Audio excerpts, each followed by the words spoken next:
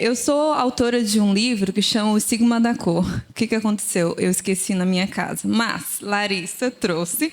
Eu queria só que você mostrasse para as pessoas, por favor. Esse livro aqui. Ele foi escrito em Muito obrigada, pastor. Foi escrito em 2021, foi a primeira publicação dele, com uma editora que chama Editora Quitanda. É uma editora que atua em São Paulo e traz muitos livros sobre teologia e africanidades. A gente sabe que existe muita confusão sobre se pessoas pretas devem ser de matriz africana somente ou se podem ser cristãs, e eles trazem muitos livros sobre isso. A gente publicou a primeira vez em 2021, e aí a Thomas Nelson viu e republicaram em parceria com a Quitanda 2 anos atrás. Eu estou um pouco perdida no tempo. Nós estamos em 2026, que loucura, né? Mas é isso. Tem esse livro e, infelizmente, eu não trouxe para vender, mas está na Amazon, está nas livrarias do Brasil. Muito obrigada, pastor. Hoje eu quero falar com vocês sobre a cosmovisão histórica e teológica do racismo. O que acontece? Por que eu comecei a falar sobre esse assunto? Muitos lugares que eu ia, e também recebendo mensagens na internet, muitas pessoas diziam: eu não consigo ver, a partir da Bíblia, como que a gente pode entender o racismo. Quais são os versículos que a gente deve pegar para entender esse assunto? Será que a igreja deve pensar sobre isso? E o mais clássico de todas as perguntas é: esse assunto não é somente de um espectro político específico? Por que a igreja tem que falar sobre isso? São perguntas justas, e eu acredito que elas precisam ser respondidas. Eu acredito muito na educação e no beabá das coisas para a gente poder entender do que a gente está falando. Sendo nós uma igreja que muitas das vezes a gente não fala sobre esses assuntos, então é essencial que a gente entenda do que a gente está falando. Para a gente entender do que a gente está falando, é inevitável falar sobre história. Então, para a gente ter uma visão simplificada e geral do que a gente está falando, quando a gente fala do racismo, nós precisamos voltar um pouco no tempo para o período da escravidão. Eu sou formada, minha graduação em contabilidade, e no final da minha graduação eu fiz uma pesquisa sobre a contabilidade no período da escravidão. E isso é muito importante de se entender, porque no Brasil nós tivemos 350, alguns historiadores colocam para 400 anos de escravidão. E existe uma diferença entre a escravidão grega, romana e a escravidão que aconteceu nesse período, do século XV até o século XIX, mais ou menos. A escravidão que teve, o que nós chamamos, os historiadores colocam como escravidão moderna, a partir do século XV, essa escravidão ela teve um componente muito importante para a gente entender a questão do racismo, que foi justamente a questão da cor da pele como determinante para se escravizar alguém. E também um local específico, no caso do continente africano, onde se transportava essas pessoas. O Brasil tem uma particularidade quando a gente fala sobre escravidão moderna, é que foi um dos países que teve o mais amplo e prolongado processo de escravidão. O Brasil resistiu muito para que houvesse a abolição da escravatura. E o que eu quero que fique muito claro sobre esse período da escravidão é a gente ter um olhar humanitário. Na minha pesquisa, em contabilidade do período da escravidão, eu tive acesso a documentos de época, documentos do período da escravidão, documentos dos senhores de escravos. E o que a gente tem? Literalmente, essas pessoas elas não eram consideradas seres humanos, elas eram consideradas mercadoria. Literalmente, no inventário, para quem não sabe onde estão os bens e os passivos, do senhor de escravo, colocava-se as pessoas lá, os escravos lá, e eles eram contabilizados, rentabilizados. E naquele período, por exemplo, existiam alguns animais que tinham mais valores do que o ser humano, por exemplo, cavalo. Cavalo, que era o meio de transporte daquela época. E existiam também outras coisas que tinham mais valores que os seres humanos. E como que eles eram classificados? Como que eles eram rentabilizados? Você deve saber dos mercados, né? Mercados negreiros, onde vinha do navio, e eles eram postos lá, expostos nesses lugares, e era muito pela força física, pelo braço. O homem valia mais, porque o trabalho era braçal. E, a partir disso, eles eram contabilizados. Então, o que a gente está falando? Nós estamos mais de 3 séculos no Brasil. A gente voltou no tempo, estamos no século XV, XVI, e nós passamos 353 quase 400 anos, em que nós olhamos para as pessoas negras, os africanos, como se eles fossem literalmente mercadoria. Não eram pessoas, não tinham direitos, tinham apenas obrigações e acabou. O que acontece? Vocês já devem ter visto, eu espero, alguns anúncios do período da escravidão. E aí, para entender como que era realmente pessoas eram consideradas mercadoria, nós tínhamos anúncios de jornais. Se você precisasse de alugar um escravo, se você quisesse vender, toda essa coisa dessas pessoas, então existia uma cosmovisão da pessoa negra como se fosse de fato uma mercadoria. Não como ser humano. Existe um dado que é muito, muito importante de ser ressaltado quando a gente fala sobre essa temática, é com relação aos escravos que embarcavam e que desembarcavam. Se vocês observarem essa tabela, nós temos uma média de escravos mortos durante a viagem de 12,2%. Por que isso é importante? Lá não tinha avião, né? Eu vim de São Paulo para cá, 40 minutos, super rápido. Nós estamos no século XV, não existia isso.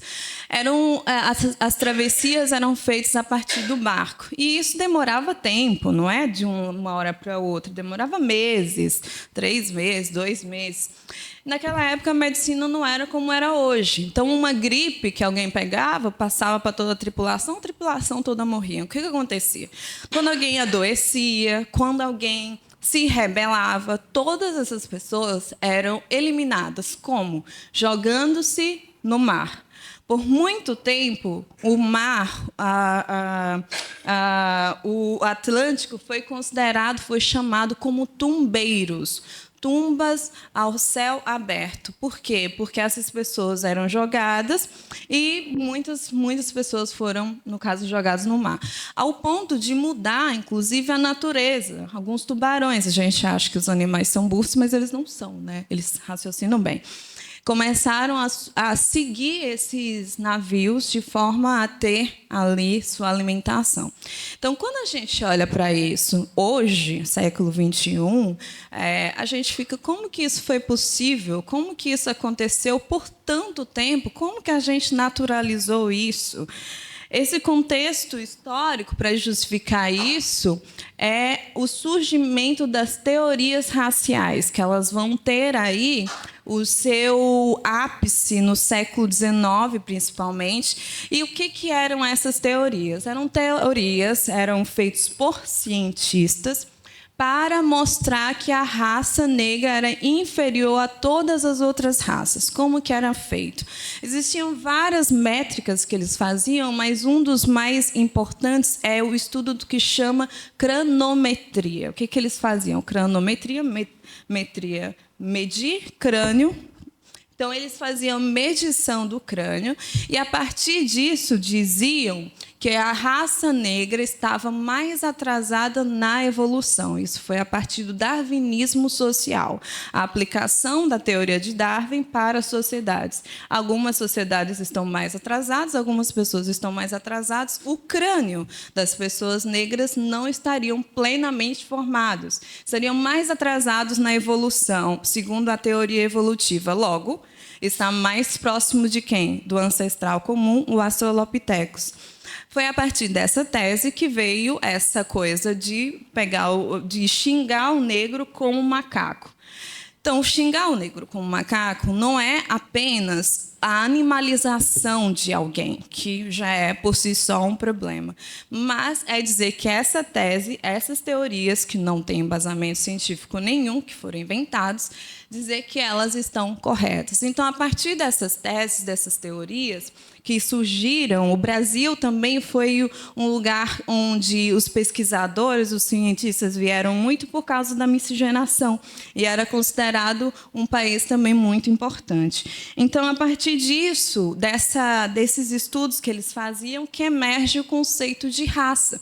Por quê? Raça, na verdade, biologicamente, só tem uma, que é a raça humana. Só existe uma raça. Não existem várias raças, biologicamente falando. Agora, socialmente, por causa dessas teses que foram criadas, foi, sim, a partir disso, colocando-se várias raças. E, a partir de se colocar várias raças, se fez uma hierarquia do qual raça era melhor, superior a todas as outras. Então, nessa pirâmide, a pessoa negra ficava lá embaixo, os africanos lá embaixo. Logo, não é plenamente humano. Por quê? Porque está atrasado na evolução. Se não é plenamente humano, se a gente desumaniza alguém, se a gente tira a humanidade de alguém, a gente abre espaço para fazer todo tipo de maldade contra essa pessoa. Afinal de contas, a partir disso, você pode dominar, você pode oprimir aquela pessoa. Não é pessoa.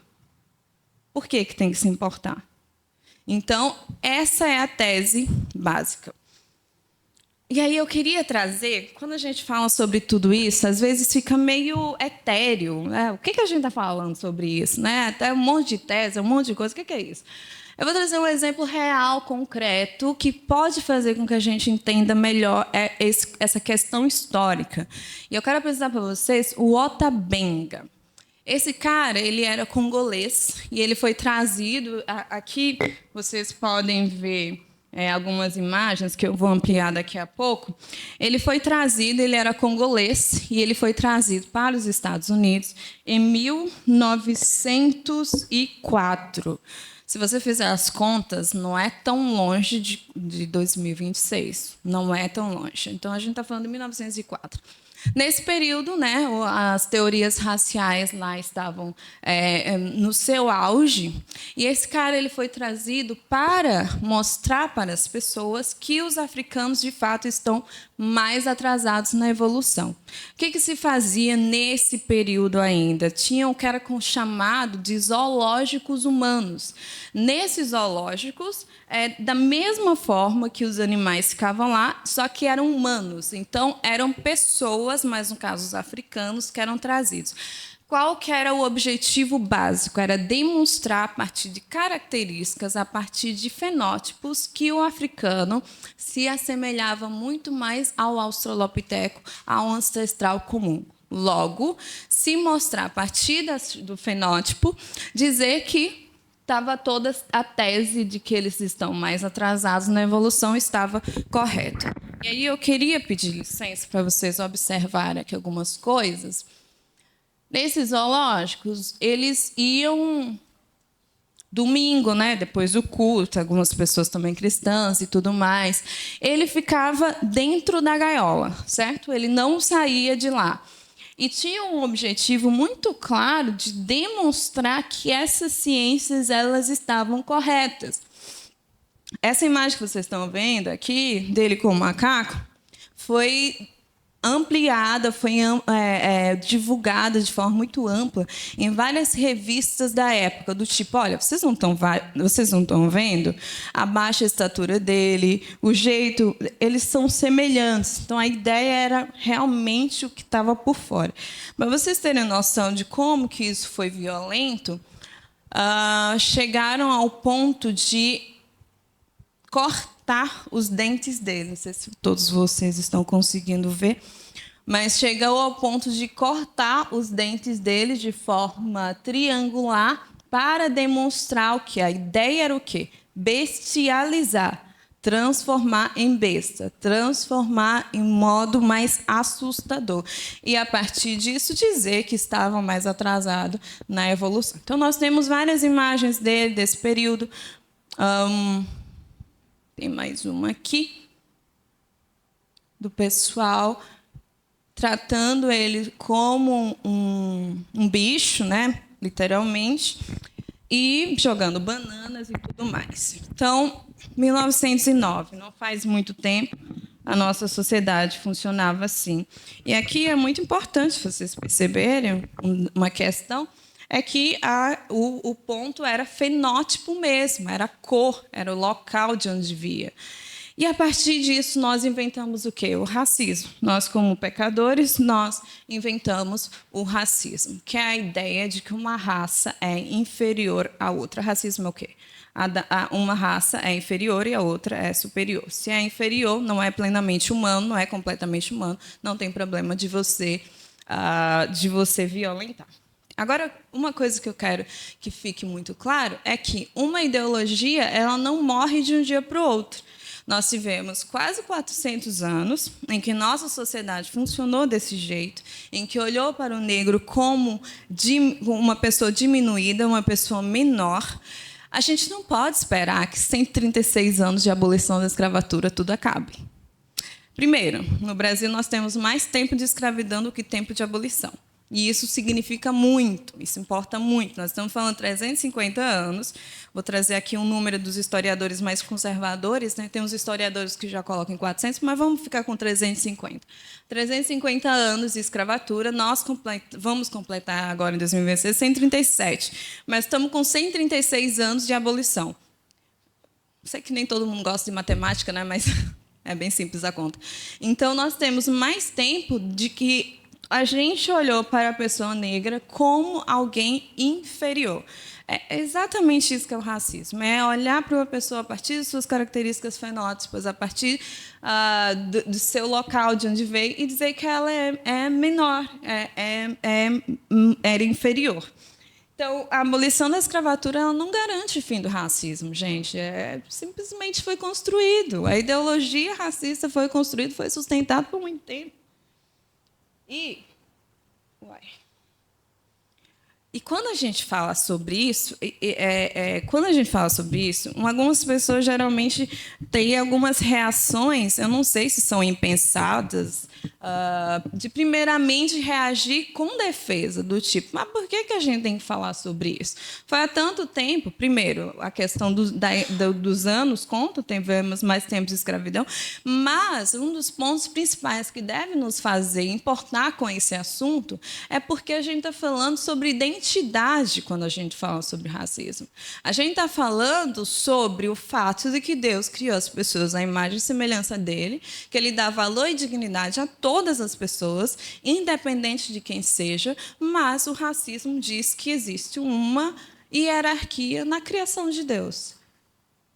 Como que a gente pode ter a ousadia de julgar a criação de Deus? O apóstolo Paulo já está fazendo essa pergunta há muito tempo. E continua uma pergunta válida. Como que a gente acha, como sociedade, que a gente pode julgar a criação de Deus? Quem somos nós para julgar Deus? E aí é que dá que quando a gente fala sobre racismo, a gente está falando sobre isso, a essência do que é o ser humano. Quem pode dizer quem é o ser humano e quem não é? Quem criou o ser humano. Logo, Deus. Não a gente. Então, quando a gente fala sobre isso, a gente fala sobre identidade. A questão dessa violência do racismo distorce a identidade da pessoa que sofre com isso. Vou dar um exemplo muito rápido. Eu nasci em Guiné-Bissau, um país do continente africano. Vivi a vida inteira, desde criança, em João Pessoa, e agora eu moro em São Paulo. E quando a gente mudou para cá, eu era criança e tal, e era muito diferente. Tipo, eu morava num país onde todo mundo, a maioria, era igual a mim, né? Mesma cor e tal. E, de repente, eu vim para um lugar que era muito diferente, né? Às vezes, vocês aqui do Sudeste acham que lá no Nordeste todo mundo é preto, mas não é verdade. João Pessoa é uma cidade bem branca. E nos lugares onde eu ia, basicamente só minha família que era preta. Então, com o tempo, eu vi alguns tratamentos, umas coisas, uns olhares, a forma. E O que veio acontecer com o tempo foi que eu comecei a me ver da forma como o racista me vê. Ou seja, a gente está falando de problema de identidade. Eu comecei a não me ver como Deus me vê, mas como o racista me vê. Então, eu mesmo já começava a me diminuir, ou me limitar. E aí, gente, para sair disso foi terapia, foi Bíblia, foi Deus, foi meus pais, foi amigos. E aí, graças a Deus, hoje nós estamos muito melhor resolvidos. Claro que, né, totalmente não, né? Estamos no mundo do pecado, não tem como. São dias e dias, mas eu estou, graças a Deus, muito melhor resolvido. Mas a gente está falando, quando fala sobre racismo, disso, de identidade. E a gente tem umas pesquisas, umas coisas bem interessantes aqui sobre o Brasil. Quando a gente pergunta, aqui é uma pesquisa de 2023, realizada pelo Instituto IPEC, sobre percepções do racismo no Brasil. É um documento bem longo, assim, tem mais de 100 e poucas páginas, você consegue encontrar rapidinho na internet. E aí é bem interessante uma coisa, que quando eles perguntam para o brasileiro, você acha que existe racismo no Brasil? Por incrível que pareça, a grande maioria diz que acha que sim. Agora, o que chama a atenção é que a segunda pergunta é: você é racista? Ou você já teve atitudes racistas? A maioria responde que não. E aí a grande questão que eu tenho para vocês é: de onde que está vendo esse racismo no Brasil, gente? É da água? É do vento, sabe? É aquilo que a Bíblia fala. A gente é muito fácil, muito rápido em tirar o cisco que está no olho do nosso irmão, mas a gente não consegue ver a viga que está no nosso. Então a gente precisa de uma autorreflexão primeiro, porque, de novo, o racismo foi naturalizado, foi justificado. É óbvio que a gente tem atitudes racistas. Às vezes não é nem pensado, é irracional. Por quê? Porque a gente cresceu assim, acostumou assim e tudo mais. Então, se a gente quer eliminar um pecado dentro de nós, o que a Bíblia fala? Você precisa, primeiramente, observar a si mesmo, olhar as suas atitudes. Então, quando a gente olha para as questões do racismo, analfabetismo, taxa de analfabetismo por cor, a maioria são pessoas pretas. Por quê? Porque quando acabou a escravidão, não teve um plano assim de colocar essas pessoas de volta à sociedade. Então, aí essas pessoas não estudaram, não tinham trabalhos bons, porque não tinham estudado, logo ficavam nos empregos de base, e isso perpetua até hoje. Quem são as pessoas que estão nas nossas favelas? A maioria são pessoas pretas. Então, de novo, é um problema que começou lá na escravidão. Então, tem uma obra que eu acho bem importante, agora entrando na seara teológica da coisa, que é essa que chama Redenção de Cã. Essa obra, ela foi feita em 1895 por um cara que chama Modesto Brocos. Ele era espanhol, se não estou enganada, mas ele veio ao Brasil e morou aqui por muito tempo. E aí ele fez essa obra em 1895. Por um erro meu, vocês não vão conseguir ver bem a obra, porque está tudo aqui em cima. E eu não coloquei um outro slide. Mas essa obra era teológica também. O que está acontecendo nessa obra? Aqui, deixa eu pegar de novo aqui para vocês entenderem. Nós temos essa matriarca, vocês estão vendo que ela tem uma pele mais escura. Ela está dando graças a Deus porque a filha dela nasceu mais clara e a filha casou com um cara branco e o filho dela nasceu completamente branco, no caso, o neto da matriarca. Esse aí era uma tese, uma ideia que surgiu durante esse período, que falava, basicamente, que o pecado original, no sentido da questão racial, seria o quê? A pele negra. Qual seria a redenção? A redenção de Cã seria, portanto, você ficar branco. Com que base é isso? Nós vamos ler agora. Se você trouxe a Bíblia, vocês estão presbiterianos, vocês andam com Bíblia. Então, Gênesis 9.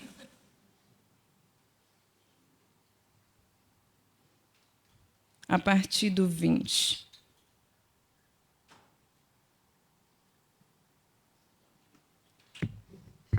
Fala assim. Depois do dilúvio, Noé começou a cultivar o solo e plantou uma videira. Certo dia, bebeu do vinho que ele próprio havia produzido, ficou embriagado e foi deitar-se nu em sua tenda. Cã, pai de Canaã, viu que seu pai estava nu e saiu para contar aos irmãos. Então Sem e Jafé pegaram o manto e o colocaram sobre os ombros. Em seguida, entraram na tenda de costas e, olhando para o outro lado, a fim de não ver a nudez do pai, cobriram-no com o manto.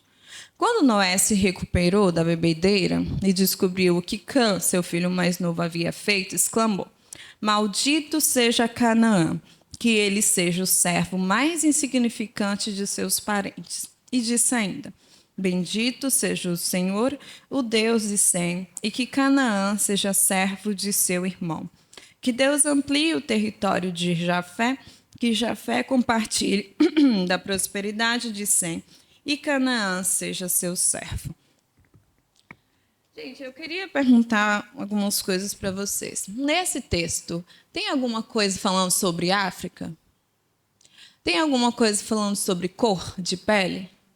Bom, o que foi feito? A tese teológica desse período para justificar é que a África foi amaldiçoada por Deus a partir de Canaã. E aí é interessante, quando você vai olhar o texto, Sem, Cã e Jafé, os semitas, enfim, Canaã, você vê que os descendentes de Cã não foram para o continente africano. E não sei quantos já ouviram falar isso, né? Que inclusive até hoje se repete, né? A África foi amaldiçoada por Deus. Esse é o texto que é usado para isso. Engraçado, né? Não tem nada sobre a África, mas é usado. E, a partir disso, qual que seria o sinal físico disso? Seria o quê? A pele escura. Então, por isso que esse quadro se chama Redenção de Cã, que é a partir desse texto. Então, de novo, qual que é o pecado original, a partir dessa cosmovisão? Seria o quê? A pele escura. Qual que é a redenção? Portanto, você fica branco. Então, essa era a tese e que foi espalhada assim por nós, né, enquanto igreja também, durante esse período aí da escravidão. E aí, quando a gente está falando sobre tudo isso não é uma abstração teórica, isso não é uma abstração sociológica, nem mesmo uma abstração teológica. A gente está falando sobre vidas aqui. Alguns acadêmicos erram quando falam sobre essa temática, quando descolam, tem um deslocamento entre a dor real que acontece e simplesmente academicizar, falando, trazendo termos acadêmico. E eu sou acadêmica e eu amo academia, mas, de novo, a academia muitas das vezes é muito deslocada da realidade. Quando a gente fala sobre esses assuntos, coloca como uma sociologia uma coisa difícil e tal, fica aquela coisa teórica e, no final das contas, não ajuda nada no dia a dia da pessoa que está sofrendo. Mas também, nós, enquanto pessoas crentes, a gente também faz isso. E a gente vê isso a partir da própria Bíblia, que é um pecado que vem no nosso coração. Você vê que aquele cara que tinha nascido cego, que estava no pórtico lá, quando os discípulos olham para ele, eles não dizem, puxa vida, o que eu posso fazer para essa pessoa? O que eles fazem? Eles chegam para Jesus e dizem, Jesus, mas quem foi que pecou? Foi o pai, foi a mãe? Foi quem para que ele nascesse cego? E aí Jesus, ele inverte a questão, porque aquilo não era uma abstração teórica, era um sofrimento real. E aí Jesus diz, não foi o pai nem a mãe, o que aconteceu que ele nasceu assim? Para que se manifestasse a graça de Deus, a glória de Deus. O que Jesus faz? Vai lá e cura. Nós, exatamente como os discípulos, muitas das vezes, a gente transforma questões que são reais, dores que são reais, como se fossem abstrações teóricas ou teológicas. É qual versículo? É qual? Mas Paulo está falando isso. Mas Pedro está... mas... E aí a gente esquece do real problema, da real questão. A gente precisa ser mais como Jesus e menos como nós mesmos. A gente precisa agir mais como Jesus, como ele agiu curando as enfermidades, as doenças, as questões que existiam naquela época, e não teorizando. Quando a gente está falando sobre tudo isso, de novo, a gente está falando sobre identidade, a gente está falando sobre o que Deus fala sobre o ser humano, a gente está falando sobre problemas reais. A gente não pode simplesmente ficar teorizando ou mesmo diminuindo a dor do meu próximo. Porque, no final das contas, gente, mimimi é a dor que não dói em mim, né? Não dói em mim, então eu desclassifico. E aí a gente não ouve quem está passando por isso. Porque se você desclassifica a dor, se você acha que não é real, para que ouvir? Não tem para quê. E aí eu quero trazer outros dados aqui. Eu gosto muito de trabalhar com dados e trazer fontes, porque eu acho que aí a gente entende mais o que está acontecendo. De como o preconceito racial afeta a saúde mental da população negra. Segundo os dados do Ministério da Saúde, o índice de suicídio é 45 maior entre jovens negros em relação aos brancos. De novo, não é uma competição de quem está sofrendo mais. Ah, é o branco? Ah, é o preto? Gente, pelo amor de Deus, por mim, eu nem estava nesses dados, né? Eu estava de boa, não queria estar sofrendo, não, tá? Mas o fato é que isso existe. O preconceito racial, ele atrapalha a vida, atrapalha a forma como você vive no mundo. Não é uma abstração, de novo, é algo que ataca o seu ser, quem você é. E isso mexe com toda a estrutura do ser humano, inclusive a saúde mental. Então, se a gente, como igreja, não se preocupa com isso, eu não sei com o que a gente vai se preocupar. Eu não sei com o que a gente vai se preocupar. Eu vou passar um pouco aqui e já ir para a questão mais teológica, que é como que a gente responde a tudo isso. A gente viu que a história aconteceu, não tem como a gente mudar a história. A história aconteceu, está lá posta, não tem como a gente mudar. A grande questão é que a história é uma das coisas prioritárias para a gente mudar o quê? O agora e o futuro. A história é um lugar onde a gente vê toda a maldade humana. Para o quê? Para a gente não repeti-las. O passado tem que estar sempre vivo na nossa memória para a gente não repetir os fatos passados.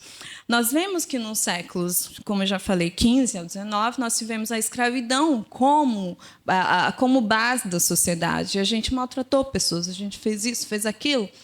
E, enfim, foi como a nossa sociedade funcionou. No século XX, a gente tem aí um boom com relação à ciência. Nossa sociedade ela começa a investir muito mais na ciência. A ciência cresce. Aí a gente diz, não, Deus não pode ser o centro. A gente coloca o humanismo, a humanidade como centro. Mas aí a nossa decepção com Deus se coloca contra nós também. Porque no século XX é considerado pelos historiadores um dos séculos mais violentos e sangrentos de toda a história humana, porque no século XX, nós, por nós mesmos, enquanto humanidade, fizemos o quê? Produzimos 2 grandes guerras e uma Guerra Fria.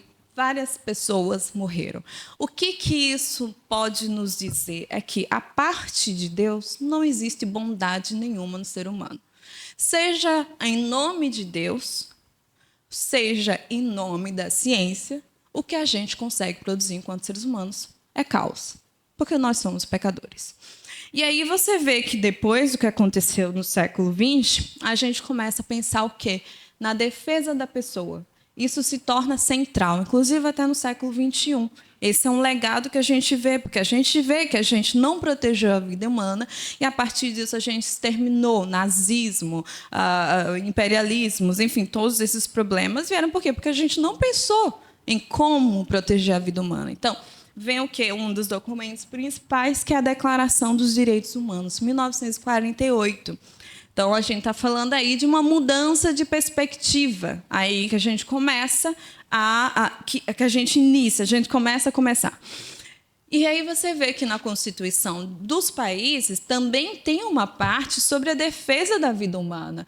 E aí a Constituição brasileira, que foi em 1988, fala ali dos direitos básicos do ser humano, justamente para a gente não violar de novo. Mas tem um detalhe muito importante sobre essa questão, e trazendo teologicamente, é que A gente desenvolve os direitos humanos em 1948, Constituição Brasileira, 1988, mas desde Gênesis 1, 26 a 30, Deus já estava falando sobre que as pessoas têm direitos, que as pessoas foram criadas, portanto, à sua imagem e semelhança. Então, eu vou ler rapidinho Gênesis 1, 26 a 30. Eu nem sei quanto tempo ainda tenho de fala. Por favor, me sinalizem, porque se vocês... Acho que já deu para perceber que eu falo muito. Então, me ajudem aí. 26. Então, Deus disse, façamos o ser humano à nossa imagem. Ele será semelhante a nós. Dominará sobre os peixes do mar, sobre as aves do céu, sobre os animais domésticos, sobre todos os animais selvagens da terra. E sobre os animais que rastejam pelo chão. Assim Deus criou os seres humanos, à sua própria imagem. A imagem de Deus os criou. Homem e mulher os criou. Desde a criação do mundo, nós vemos algo diferente na criação de Deus com relação às pessoas. Se você for prestar atenção no texto bíblico, no que tem anterior, você vê uma relação bem impessoal. Você vê que Deus diz, haja luz, acontece. Haja flores, acontece. Haja árvores, acontece. Haja animais segundo a sua espécie. Quando ele vai criar os animais tudo, inclusive algumas espécies de plantas, ele faz segundo a sua espécie. São duas coisas muito importantes. Quando você vê que ele vai criar o ser humano, ele não fala haja ser humano. Ele diz o quê? Façamos. Aí a Trindade entra. E aí tem uma relação pessoal. Não é mais impessoal, o haja acontece. Não, ele façamos, ele entra, ele pega o barro, ele forma o barro. É pessoal. E aí você vê que quando ele vai fazer os animais, as espécies de árvores, ele diz segundo a sua espécie. Faz segundo a sua espécie, faz segundo a sua espécie. Está lá repetido. Mas quando ele faz o ser humano, ele não faz o ser humano à sua espécie. Ele faz o ser humano a sua imagem e semelhança.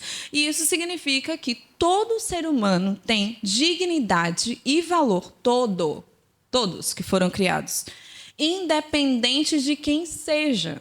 Todo ser humano tem dignidade e valor porque fomos todos criados à imagem e semelhança de Deus. Deus não está falando aqui que somente os indígenas foram criados à sua imagem e semelhança. Deus não está falando somente os negros foram criados à sua imagem e semelhança. Ele não está falando que apenas os brancos foram criados à imagem. Ele está falando que toda criatura que ele fez foi criada à sua imagem e semelhança. E Deus, ele dignifica todas as pessoas. Logo, minha questão é: quem é o ser humano para dizer que Deus errou na sua criação? Porque no final de toda a sua criação, Deus, ele se deleita na sua criação. Ele olha a sua criação e ele diz, tudo ficou muito bom. Quem é você e eu para dizer que alguma criação de Deus ficou ruim? Quem é você ou eu para dizer que algum tipo de cabelo que Deus fez é ruim? Se Deus chama de muito bom tudo que ele fez, quem sou eu? Quem é você, ó criatura, diz Paulo, para julgar a criação de Deus? Sabe, olha que ousadia. O racismo é também um outro evangelho, onde o pecado original é a cor preta e depois há a redenção, que é a brancura. Está mais perto de Deus? Não, não está. Todas as pessoas estão perto de Deus, porque nós somos imagem e semelhança dele. Vocês conseguem perceber a ideia que é um outro evangelho? E Deus, ele já está falando sobre a questão da dignidade, falou das pessoas, antes dos direitos humanos, antes das constituições. Por que é importante falar isso? Porque esse assunto, gente, é nosso primeiramente.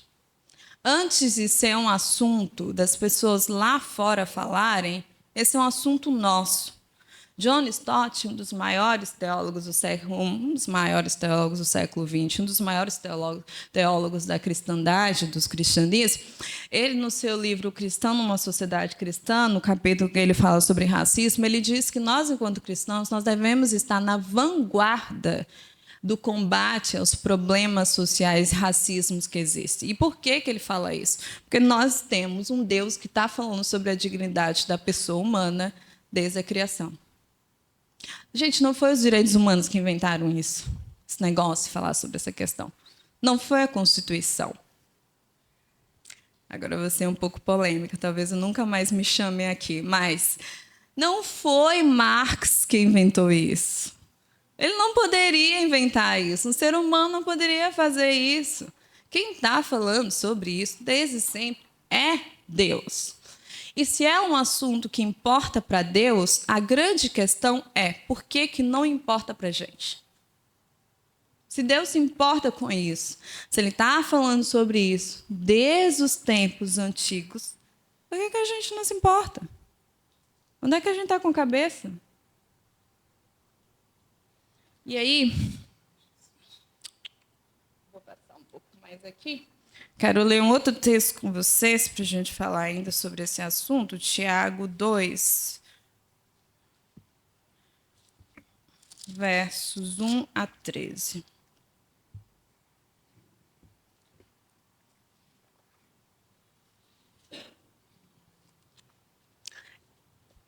Esse texto vai responder a uma pergunta que geralmente me fazem também, que é por que falar sobre isso na igreja, né? Que é uma pergunta que falam muito. E, assim, as pessoas, elas se ofendem muito rápido, né? Assim, você não pode falar nada, as pessoas já ficam todas na defensiva. Gente, a gente deve ouvir mais e ser tardios em irar, etc. e tal, aquilo que está na Bíblia. Mas as pessoas se ofendem muito rápido. E, geralmente, quando a gente fala sobre esse assunto, as pessoas começam dizendo, mas por que vai falar na igreja? Somos todos irmãos. Quem já ouviu isso? Somos todos irmãos. Por que falar sobre isso? Aqui tem harmonia. Gente, eu não sei vocês, mas eu não morri ainda, não cheguei nos céus. Eu acho que vocês também não, que eu estou vendo vocês aqui. Logo, significa que a gente está na Terra? Significa o quê? Que existe pecado? Nós não somos plenamente santos ainda. Nós vamos ser, em nome de Jesus, quando a gente for para os céus. Espero que vocês vão também, porque eu vou estar lá. Vai ser legal ver vocês lá. Lá não vai ter essas coisas. Esses trem tudo que a gente está vendo problema, não vai ter lá. Mas a gente chegou lá já? Não. A gente está aqui. A gente está do outro lado da eternidade. E aí a gente percebe como essas perguntas elas são limitadas. Essas questões são limitadas. Se fala, por que falar sobre isso na igreja? É muito limitado, porque você vai olhar todo o Antigo, todo o Novo Testamento, basicamente todas as cartas dos apóstolos é para quê? Resolver problema de igreja. Você vai ver Paulo em Corinto, estava lá, estava com tudo. Raiva assim da galera, Gálatas. Você vai ver os textos, as cartas do Novo Testamento, é para resolver problema.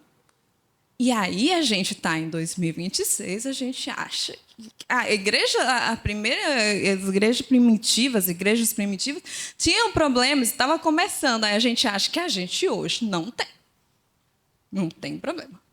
Não tem que falar sobre isso, porque a gente é santo. Ai, gente, vamos, né? Lembrar que somos pecadores. A questão do pecado original nos ajuda a parar de falar tanta besteira, né?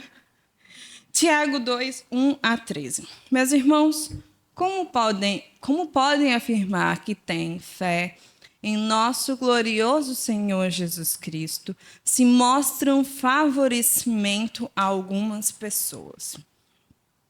Se, por exemplo, alguém chegar a uma de suas reuniões vestido com roupas elegantes,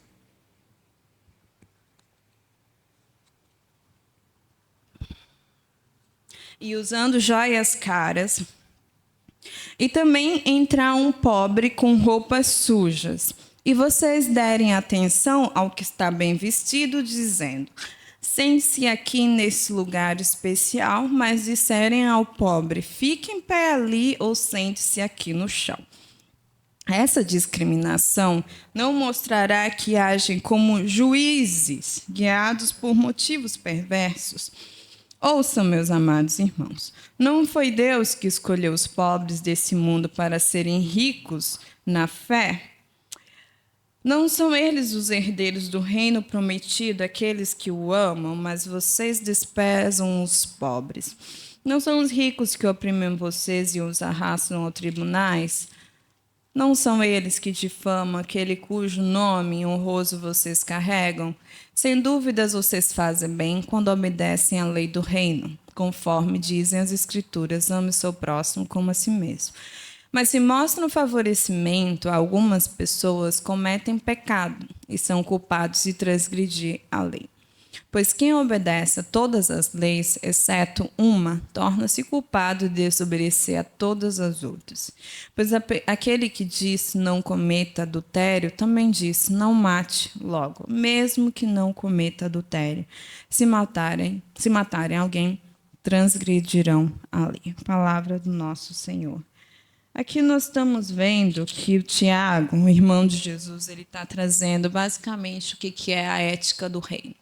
A ética relacional do reino, como que eu devo lidar com o meu próximo. O que ele fala? Aqui nós temos um versículo muito claro que diz que todo tipo de discriminação, seja de cor, enfim, qualquer outro tipo, é pecado. Então, Tiago fala que quando a gente age assim, a gente está sendo juízes, mas que a gente está pensando a partir de maus pensamentos. Nós estamos sendo juízes de quê? Nós estamos sendo juízes da criação de Deus. Nós estamos julgando a criação de Deus. O que o racista faz? O que é o racismo, teologicamente? É você se sentar na cadeira da criação, olhar para a criação de Deus e julgar essa criação. E, a partir disso, dizer para Deus: olha, eu acho que você errou sim. Então, isso é o que Tiago está falando. Isso é pecado. Especialmente, verso 9, se mostram favorecimento a algumas pessoas, cometem pecados, são culpados de transgredir a lei. E aqui o favorecimento ele coloca como pecado, por quê? Porque nós vemos em todas as Escrituras que Deus ele não tem favorecimento de pessoas. Deus ele não discrimina. Então, se Deus não tem favorecimento, por que a gente deve ter? Por que a gente age assim? E aí você vê que por que a gente precisa falar sobre isso na igreja também. O apóstolo Tiago ele não está falando com descrentes. Ele chama aqui no início do texto, meus irmãos, essa carta é para crentes. E ele está dizendo, olha, vocês enquanto igreja, foi uma carta circular, foi uma carta que passou por várias igrejas. Ele está falando, olha, é o seguinte, vocês estão fazendo favorecimento, vocês estão cometendo discriminação, porque vocês estão... E aí a ideia é bem ética do reino mesmo. Se você trata melhor o rico, aqui o problema deles era a questão de pessoa rica e pessoa pobre, se você trata melhor o rico, por que a gente trata melhor o rico? Porque ele tem algo a nos oferecer. E aí o Tiago ele fala, não, a ideia do reino é você tratar bem alguém que não pode te retribuir. É isso que Jesus fez. E aí é realmente sincero. Quando você trata bem alguém que te pode te dar alguma coisa, a ideia não é sincera. Você quer algo da pessoa. Você quer usar a pessoa. E é isso que a gente faz muitas das vezes. A gente cai nesse pecado aqui, desse favorecimento. Mas a ideia do reino é você ajudar alguém que não pode te retribuir, porque aí sim é verdadeiro. Então, esse era o pecado. Mas nós também cometemos vários outros pecados com relação ao favorecimento. E aí, favorecimento é isso mesmo, é você colocar uma pessoa como melhor, a outra como inferior. E aí você diz, não, uma senta no melhor lugar, a outra pode ir embora. A gente não abre as portas para outras pessoas. Então, quanto ao racismo, é pecado porque Deus não tem favorecimento de pessoas. E o racismo é colocar alguém como favorito. Então, o racismo seria fazer acepção de pessoas. Então, o racismo é pecado porque, a partir de Gênesis 3, Gênesis 1 e Gênesis 2, nós estávamos indo muito bem, mas aí aconteceu Gênesis 3 e é por isso que a gente tem todo o restante da Bíblia. Você concorda comigo? Se não acontecesse o pecado, a gente estaria onde? Gênesis 2, lá no jardim. Aconteceu Gênesis 3, o pecado, e é por isso que a gente tem o restante da Bíblia de um Deus que vem para poder nos reconciliar consigo mesmo, uns com os outros. Então, nós temos o restante da Bíblia por causa de Gênesis 3. Mas só que você vê que o que acontece em Gênesis 3? Quando Deus ele chega para responsabilizar Adão, Adão ele não diz, olha, Deus, pequei, errei aqui, me perdoa. O que Adão faz? Ele culpa diretamente a mulher. Não fui eu. Foi a mulher que tu me desse. Ou seja, a culpa é de quê? De Deus, porque foi Deus que deu a mulher lá. E aí, só que aí a gente tem uma quebra de relação horizontal. No pecado lá, original, nós temos uma quebra de relação com Deus, mas também nós temos uma quebra de relação com o próximo. A partir disso vem a desconfiança. No próximo capítulo, o que a gente vê dos filhos de Adão e Eva? Um mata o seu irmão, Caim mata Abel. E aí, todo o problema relacional uns com os outros vem por causa do pecado. Então, por isso que racismo também é pecado. É o que vem a partir dessa coisa. Como eu vou tratar o meu próximo? Então, nós temos duas questões aqui teológicas. A primeira é que o racista ele não vê o seu próximo como igual em dignidade, mas como inferior. E aqui é diretamente um problema com Deus. Por quê? O racista ele não tem, primeiramente, um problema comigo. Ele tem um problema, primeiro, com Deus. Porque julga a criação de Deus. O problema não é comigo. Se resolva com Deus. Ele que vai responsabilizar. Por que é que você está colocando a minha criação como inferior se eu disse que era muito bom? É um problema teológico. É um problema com Deus. Segundo, não é porque nós somos iguais, isso é que nós somos todos humanos, que nós vamos ser tratados de forma igualitária. Como nós vemos na Bíblia, existe favoritismo, e isso vem do pecado do nosso coração.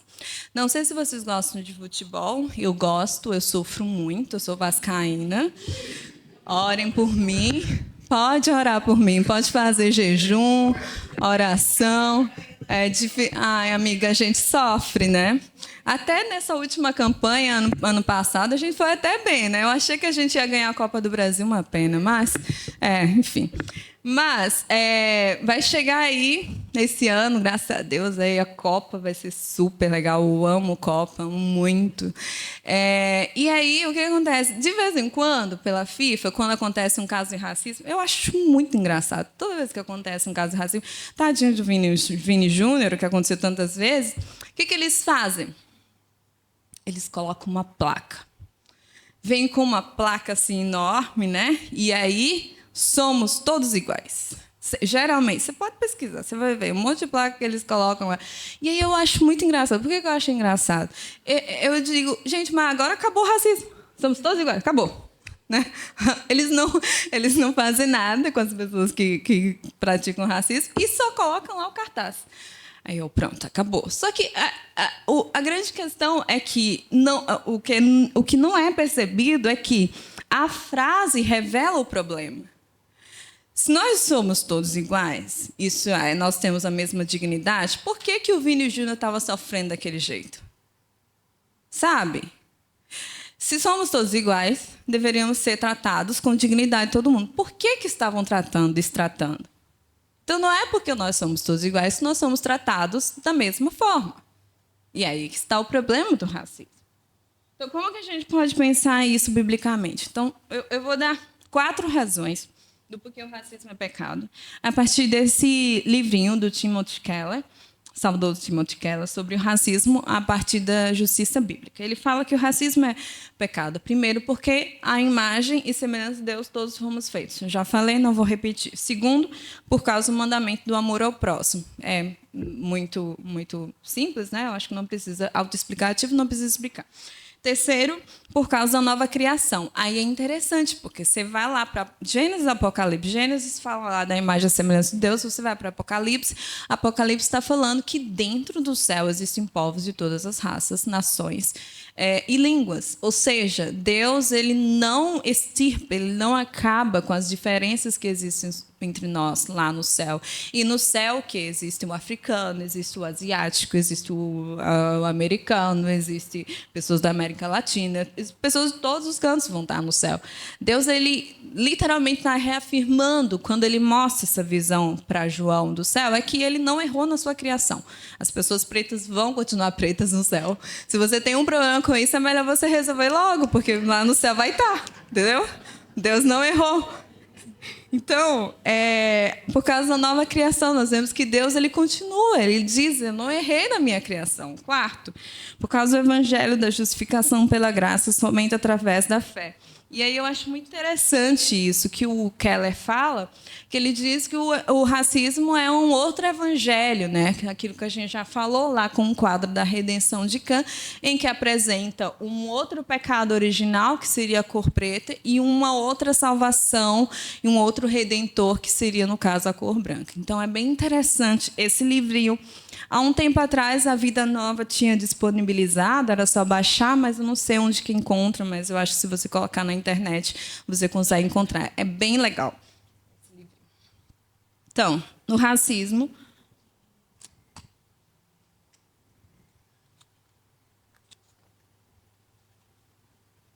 no entanto, é um rebelde atentado contra os 2 grandes mandamentos de Cristo. Esse é o subtítulo do meu livro.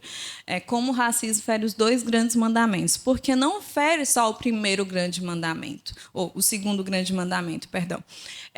Fere o primeiro também. Por quê?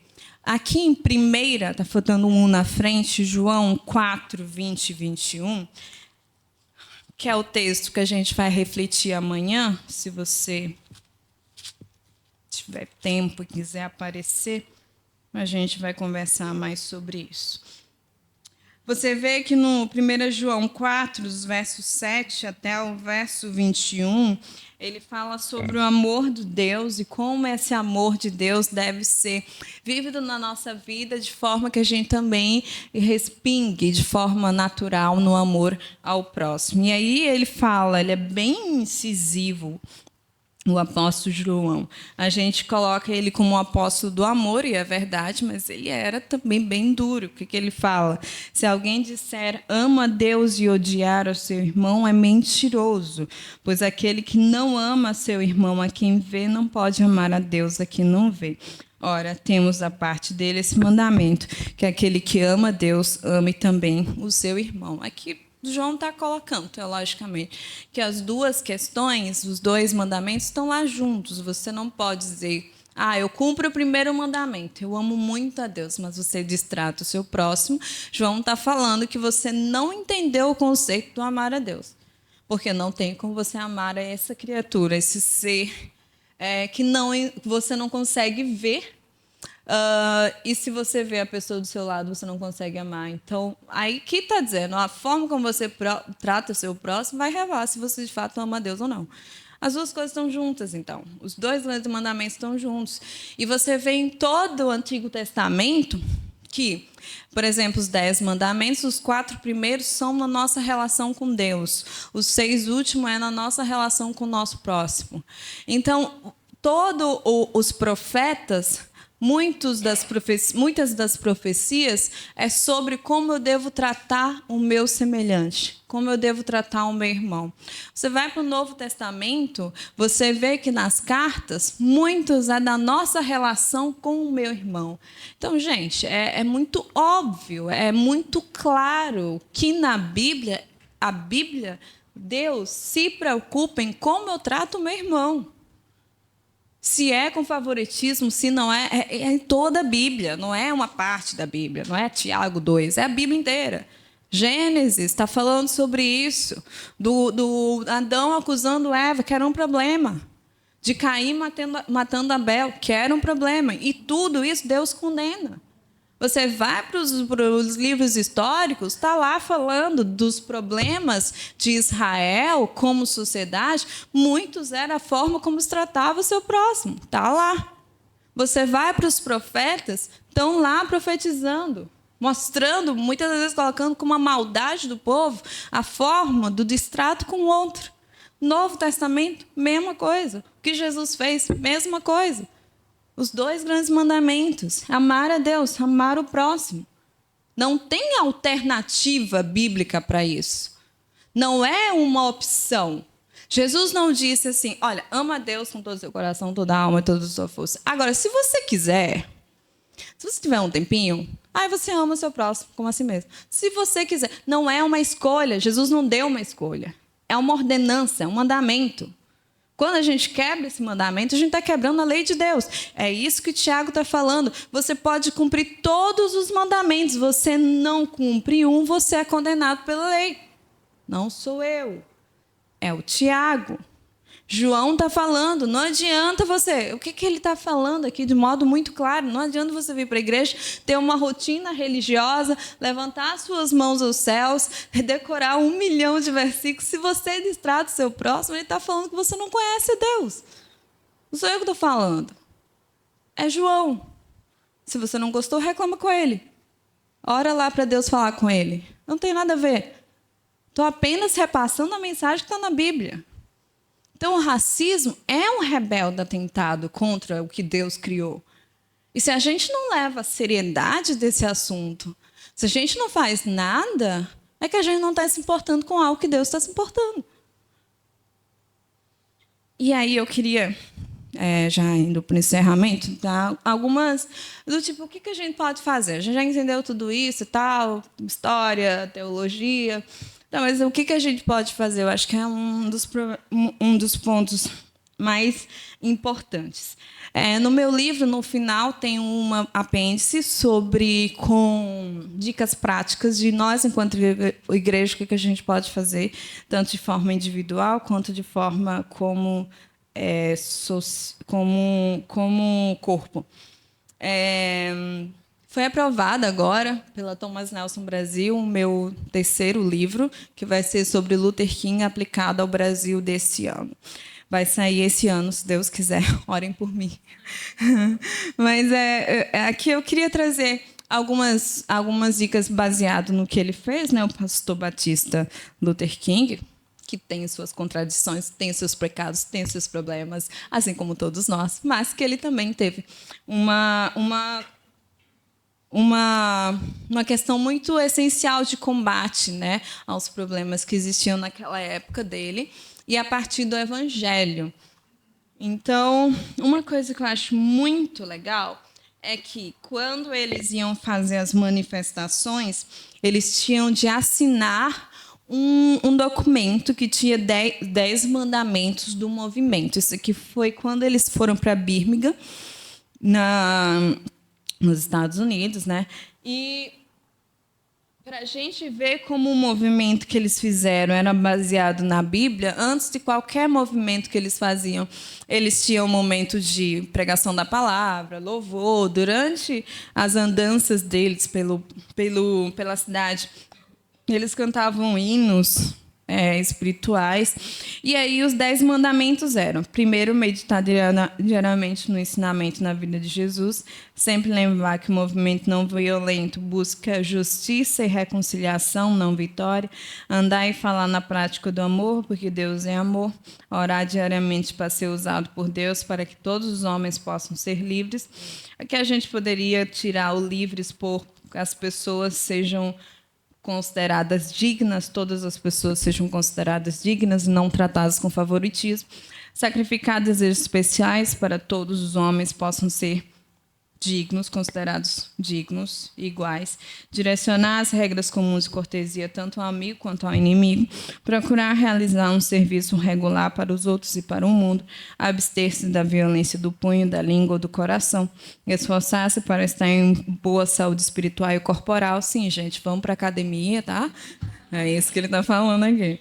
Seguir as instruções do movimento do capitão é uma manifestação. Bem interessante isso. Então, Luther King, ele cria, né, o pessoal cria esse documento aí, tratando não apenas de você ir lá, mas o seu coração ser transformado por Jesus. E existiam pessoas que não eram crentes, mas que tinham de assinar isso, tinham de tentar ver, né, os ensinamentos de Cristo, eles tinham pregação. Então, a gente pode fazer isso. Imagina se a gente parasse para praticar isso, orar sempre pelas pessoas para que a dignidade, de fato, seja recebida. Gente, oração muda muita coisa. A gente precisa acreditar nisso.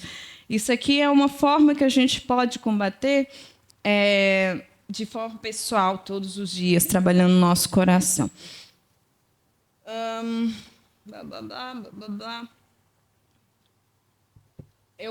E aí eu vou... O que eu acho que ele falaria para a gente, né? Primeiro, eu acho que ele falaria para a gente sempre se lembrar do período da escravidão. Como eu disse, o passado é importante sempre ser lembrado para a gente não repetir os mesmos erros. 2, ter postura ativa frente aos sofrimentos do próximo, que a gente seja mais como Jesus, lá no pórtico, que foi lá e curou, e não ficou teologizando, que a gente seja mais práticos. Não perdermos a esperança. Se tem uma coisa que é diferente da forma como nós cristãos trabalhamos no mundo, é que a gente não pode perder a esperança, porque a nossa esperança é Jesus Cristo. Se a gente perde a esperança, a gente simplesmente não tem sentido de existência e nem de trabalho. Então, não podemos perder a esperança, nesse sentido de que Deus está transformando o seu mundo. É o reino do já e eu ainda não, mas Deus já está trabalhando no seu mundo, Ele já está transformando as coisas. E adivinha, é você e eu que Ele usa para isso. Então, nós não podemos perder a esperança. Nós devemos, enquanto a gente está trabalhando para Deus, confiar que Ele vai nos usar para a boa obra. Nós somos salvos não pelas boas obras, mas Paulo fala que nós somos salvos para as boas obras. Se nós não produzimos as boas obras, isso mostra que, de fato, nós não fomos salvos. Isso mostra muito. A gente não pode perder a esperança, mas a gente precisa ter uma postura ativa frente ao sofrimento do nosso próximo. Então, dicas práticas. Esfera individual. Conhecer o que é o racismo. Gente, vou ser bem clara. Se uma pessoa é branca, ela não tem como saber o que é o racismo. Tendo em vista a questão do racismo, como foi construído historicamente, a questão da raça, da cor. Não tem como saber. Como é que você vai saber de alguma coisa que você não experimenta? É óbvio. E aí é que vem aquela coisa do tipo, é mimimi, uma questão que não é verdadeira. Você não passa e você pode desclassificar. Só que o que nós entendemos das Escrituras? O que Jesus fala de forma muito enfática? Da forma como você quer que os outros te tratem, você trata os outros. Essa é a lei e os profetas. Jesus fala isso. Então, nesse sentido, você precisa minimamente ouvir alguém que não está na sua realidade. Então, a questão do ouvir é muito essencial.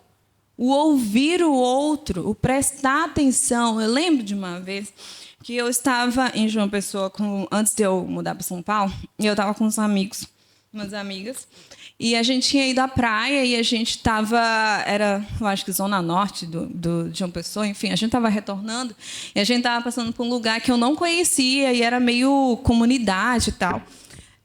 E aí, quando a gente saiu do carro, a gente só ia atravessar a rua para comprar uma água, alguma coisa assim. E aí, quando a gente saiu, eu fui e procurei meus documentos. Por quê? Porque eu estava num lugar que eu não conhecia.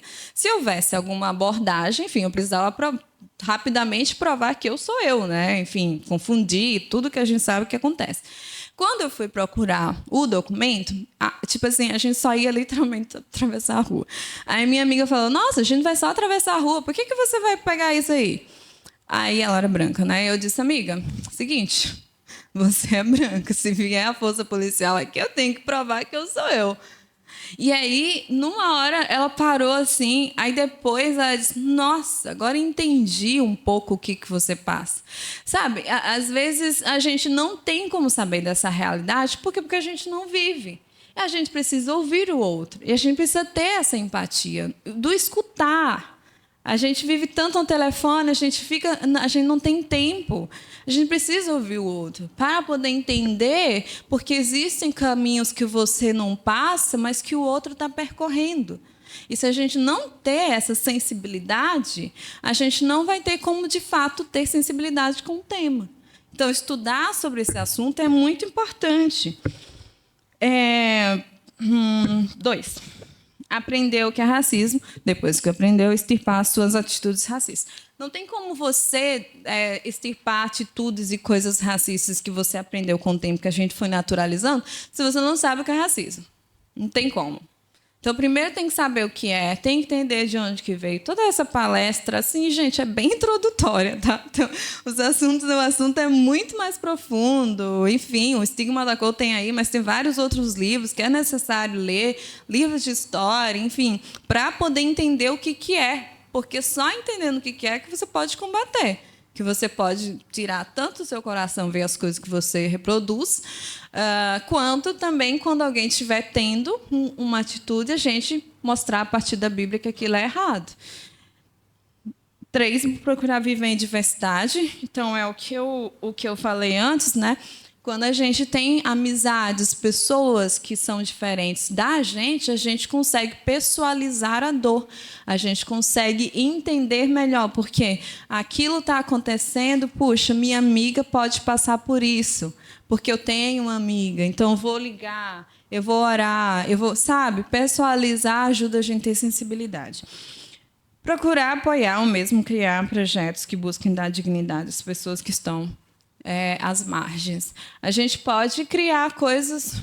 da igreja eu não vou falar ainda, depois eu vou falar, mas a gente pode criar coisas a partir das ferramentas que a gente tem para dignificar as pessoas.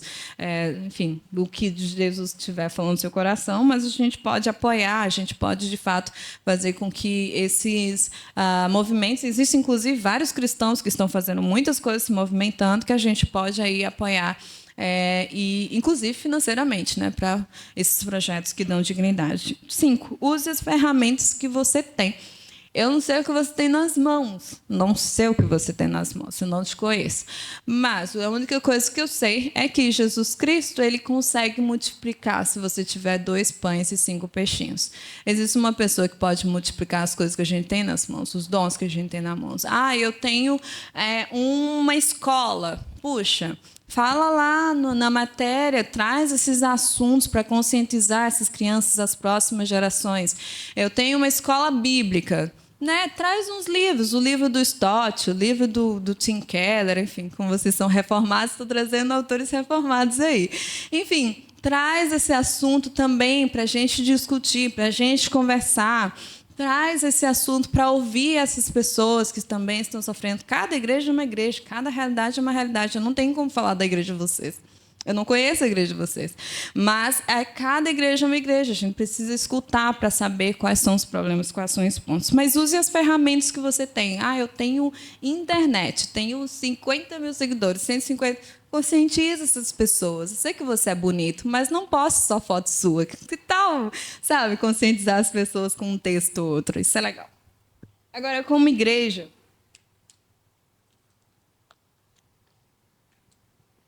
aplicar uma pesquisa anônima para perceber, para ouvir das pessoas. Às vezes, quando para falar de forma direta, as pessoas sem vergonha e tudo mais, ou passam por coisas muito traumáticas. Enfim, uma coisa anônima é melhor. Eu estava numa igreja aqui no Rio, tem uns anos já, acho que tem uns 4 anos, estava falando sobre esse assunto, e é uma igreja bem grande também. E, de repente, quando estava no final, assim, eu acho que já tinha tido um momento de perguntas e respostas, a gente estava na oração final. De repente, o menino começou a chorar, assim, mas, tipo assim, muito. Tipo, ele estava chorando, era um auditório menor igual esse, assim, e em todo o auditório dava para ouvir ele chorando. Tipo, ele estava chorando muito, soluçando, assim. E eu fiquei, meu Deus do céu, o que aconteceu? Eu magoei tanto ele assim. E eu fiquei pensando que era alguma coisa que eu tinha falado. Tal. E aí, no final, a gente foi lá conversar com ele, eu e um líder da igreja. E ele falou que ele tinha sofrido uma situação de racismo naquele local há um tempo atrás. E, foi meio que gatilho a gente falar sobre esse assunto naquele momento. E ele falou que a pessoa que tinha cometido o racismo com ele estava naquele momento. Então, assim... não tinha como saber dessa história, sabe? O líder dele ficou sabendo porque ele contou naquele momento. E nos lugares que eu fui, que foi aplicado, nas igrejas que eu fui, que foi aplicada essa pesquisa anônima, as pessoas, as lideranças tiveram um direcionamento maior do que precisa, do que não precisa, do que está acontecendo, do que não está acontecendo.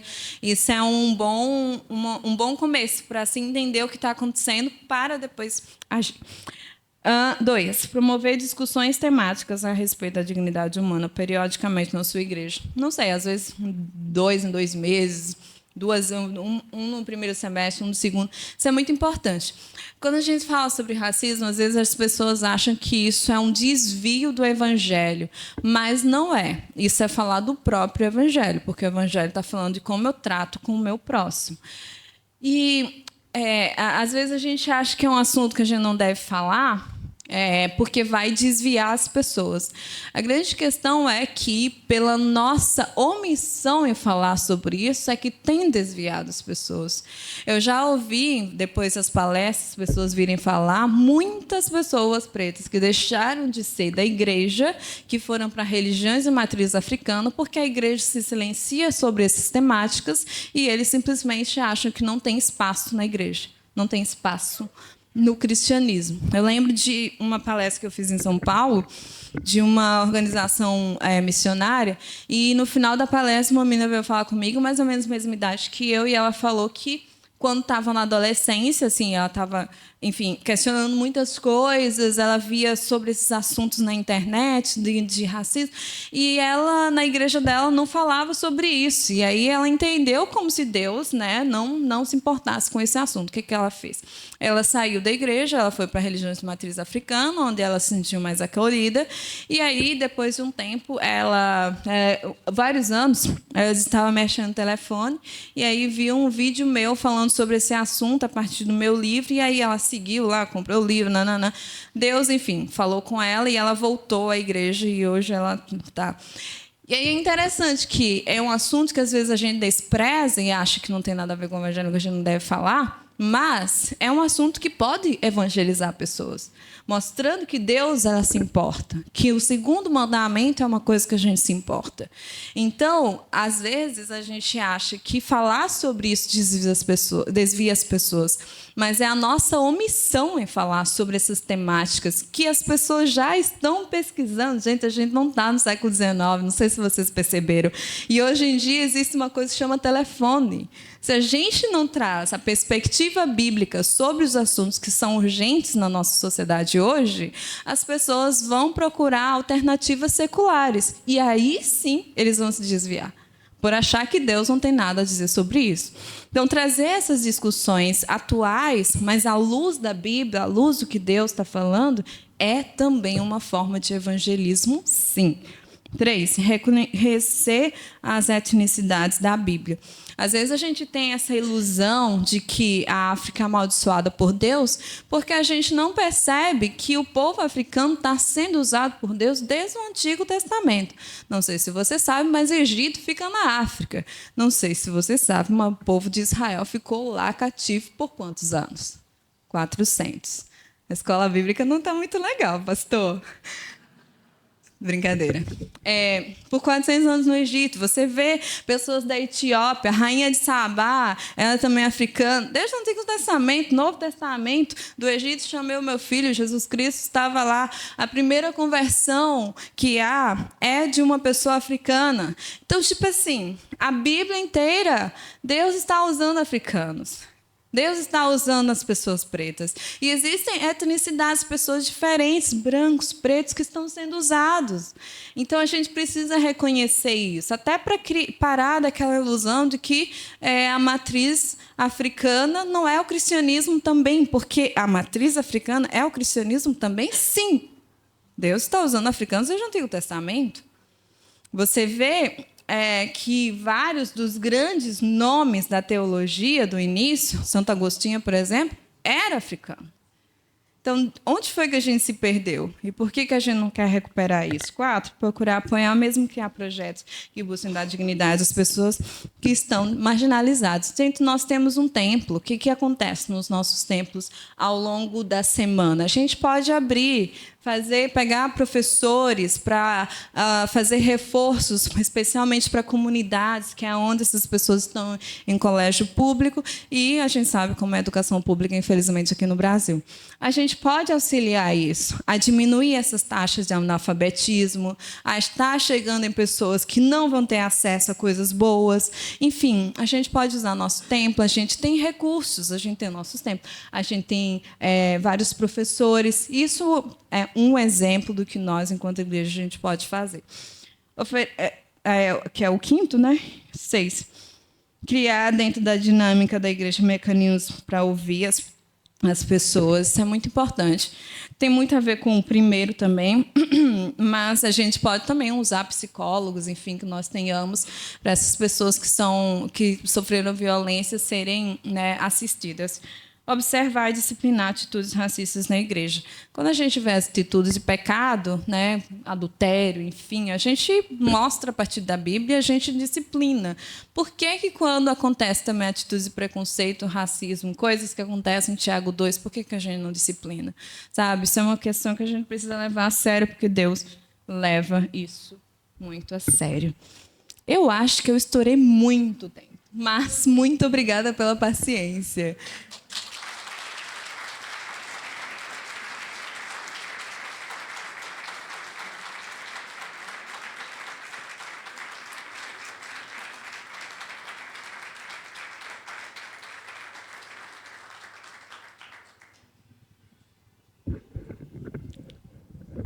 Lucas, você fez a abertura, quer fazer a fechadura também? Isso. Vem aqui para você me dar uma força. Lucas, Davi também, você quer vir aqui? Eu me refiro a uma força quase que literal. Olha o tamanho desse menino. O tamanho do outro.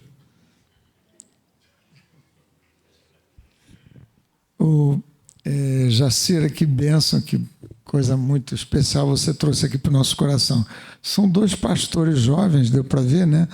O tamanho deles. Eu os trato com todo respeito por conta da diferença de disposição física, mas foi uma bênção muito especial e eu acho que a gente pode ter aqui um tempinho de perguntas e respostas. Tá bom. Então vamos fazer assim, eu vou deixar Davi e Lucas se virarem aqui, tá certo? Então acho que a gente pode ter 15 minutos, pode ser? Tá bem? Então vocês se virem aproveitando da melhor maneira possível. Não sem antes lembrar o seguinte, amanhã, às 9 da manhã, a Jacira vai estar aqui com a gente, tá certo? Então amanhã, 9 da manhã, por favor, voltem trazendo uns 20, uns 30, tá bem? Porque foi tão bom, tão especial, a gente não pode perder essa oportunidade tão singular. Uma chance muito especial da gente ouvir a Jacira, ela aceitou tão generosamente aqui o nosso convite, e então vamos fazer assim, tá bem? Então amanhã, 9 da manhã, continuação desse mesmo tema, a possibilidade da gente ouvi-la de maneira melhor.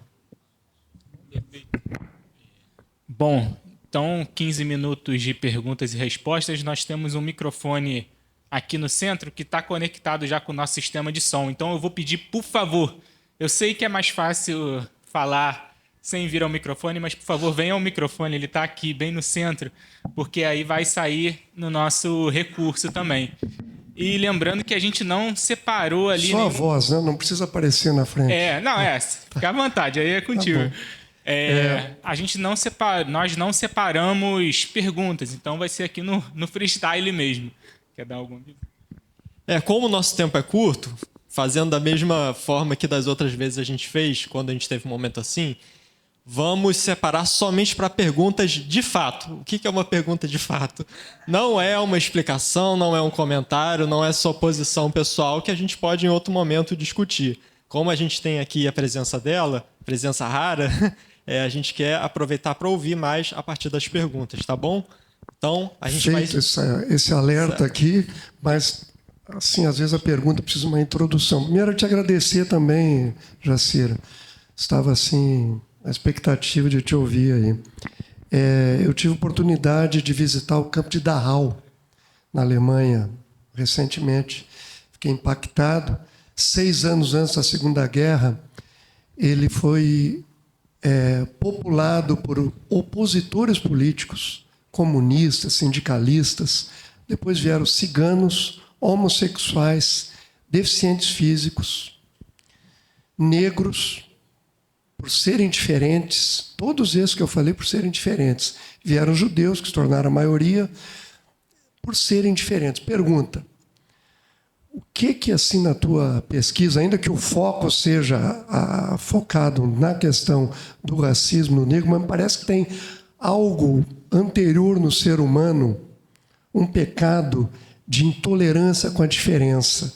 Queria ouvir um pouquinho de você com relação a essa extensão de um mal que está na humanidade, e ainda que aqui o nosso foco seja esse, assim, mais perto da gente. Mas essa é a minha pergunta, sua percepção. Sim. Quando Paulo vai falar do problema de Pedro, ele diz que Pedro estava querendo que os gentios tivessem as mesmas atitudes, mesmas questões cerimoniais dos judeus. E aí ele fala de forma muito dura com Pedro, ele diz que isso era um pecado, que ele estava fazendo aí discriminação. Mas qual que era o pecado de Pedro? Pedro estava lá com os gentios, estava comendo normal, e aí, de repente, quando os apóstolos chegaram, ele se levanta, né? E aí ele despreza lá os gentios. Então, o que esse texto demonstra para a gente? É que a gente sempre quer ficar com alguém que é perto da gente, que é igual a gente, no caso. A gente se sente mais confortável, sabe? A pessoa vai ter o mesmo papo que você, a mesma realidade com você.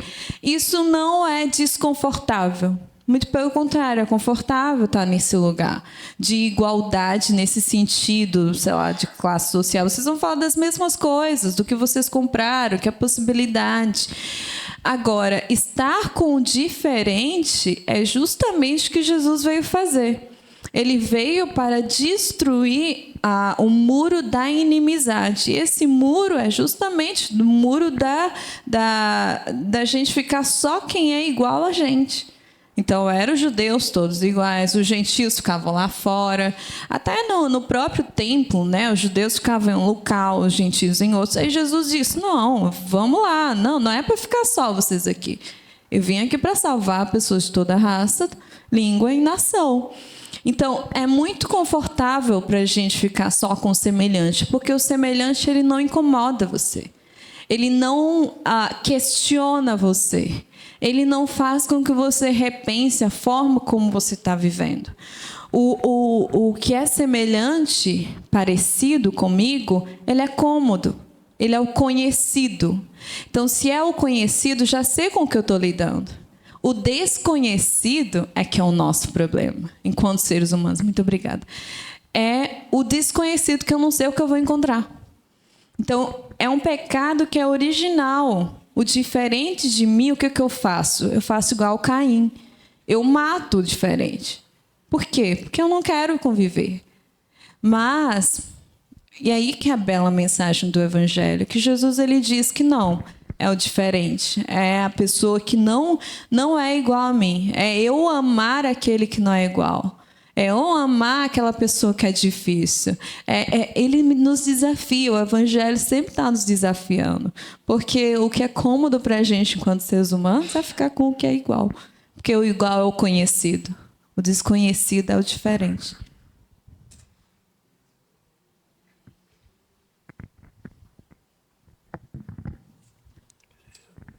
Boa tarde ainda, né? São duas posições. Uma é contemporânea agora, é recente. Eu queria saber a sua posição sobre as leis, né? Sobre o racismo, porque ela, de uma certa forma, ela inibiu isso, né? Eu queria saber de você se isso é alguma ferramenta de conscientização também, tá? E outra coisa, isso é pela minha vivência, que já faz aí mais de 30 anos que eu já convivo com essas pessoas menos favorecidas. E há também uma parte deles para os mais favorecidos. Um olhar Vou dar um exemplo. Aqui numa classe, uma vez, um menino chegou para outro, que era, vamos botar, do asfalto, né? Tem do morro e tem do asfalto. E falou assim, olha, eu sou preto, pobre, e vou enfiar a mão na sua cara. Então, isso é como um exemplo. Tá? Eu queria saber sobre essa questão. entendeu? De que há o preconceito dos mais favorecidos para os menos favorecidos. Aqui, nesse ponto, é racismo, mas também há uma volta deles em achar que isso é da minha vivência, tá? De que ele tem muito, eu vou destruir alguma coisa que ele tem. Tá? Eu queria saber a sua opinião, a sua colocação. Primeiro sobre as leis e depois sobre isso. Tá? Eu acho que eu não entendi a pergunta sobre leis. Por exemplo, hoje a lei está mais forte. Se eu chamo alguém de preto, vou falar aqui numa discussão, eu chamo sobre... Falo, seu macaco, né? Se tem alguém do meu lado, ele vai me acusar, né? Vai chamar uma autoridade, vai me levar preso. Tá? Isso, eu queria saber da sua posição sobre isso. Isso inibe. Isso inibiu a sociedade. Hoje se tem menos do que antes da lei. Né? Se tem menos atitudes assim do que antes da lei. A primeira reação, não, se eu falar, eu vou ser preso. Mas também ela ajuda a ir conscientizando a sociedade que isso não pode. Ok? Eu queria saber a sua opinião sobre isso e sobre o outro fato que eu te falei. Todos os dois são fatos. Tá? Sim. Sim, o primeiro a lei é muito importante, né, para disciplinar assim, a sociedade. E é claro que muitas pessoas deixam de ter atitudes racistas muito mais para não serem presos, não porque não sejam de fato racistas, né? Mas o fato de existir a lei é muito importante, né, para conscientizar, como você mesmo falou, o senhor mesmo falou, uma sociedade. Sobre o segundo, é um assunto bem polêmico, né? Mas o lance é que todo mundo é pecador, todo mundo é pecador. E se você não foi transformado pelo amor de Jesus Cristo, ou, enfim, o processo é de santidade, mas se não chegou à consciência ainda, a gente, nossa atitude natural, segundo a Bíblia, é devolver o mal com o mal. Então, é um problema. É um problema. É um problema. A questão é que, pela forma como a sociedade atua, a pessoa pode nutrir um ódio. Entende? Do mal que existe, de como a sociedade existe, a pessoa nutre um ódio. E é um dos capítulos do meu livro, né? Como que a gente vai responder? O ódio, e aí eu vou embasar isso na Bíblia. O ódio, ele é natural.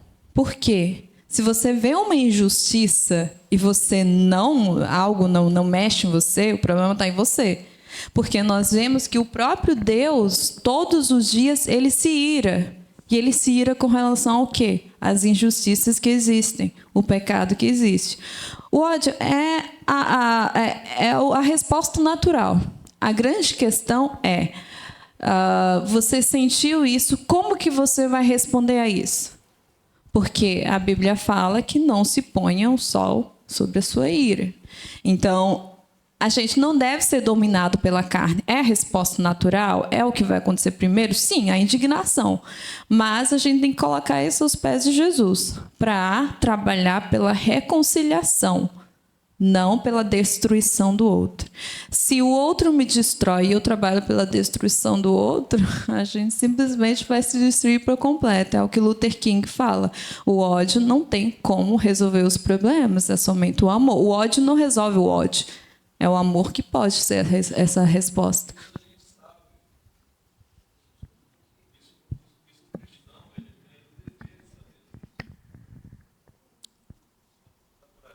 Sim. Sim, acontece.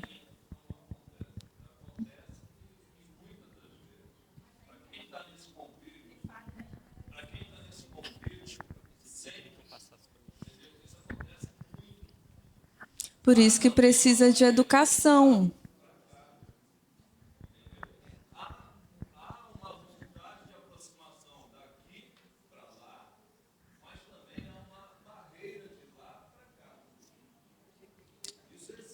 Precisa de educação dos dois lados.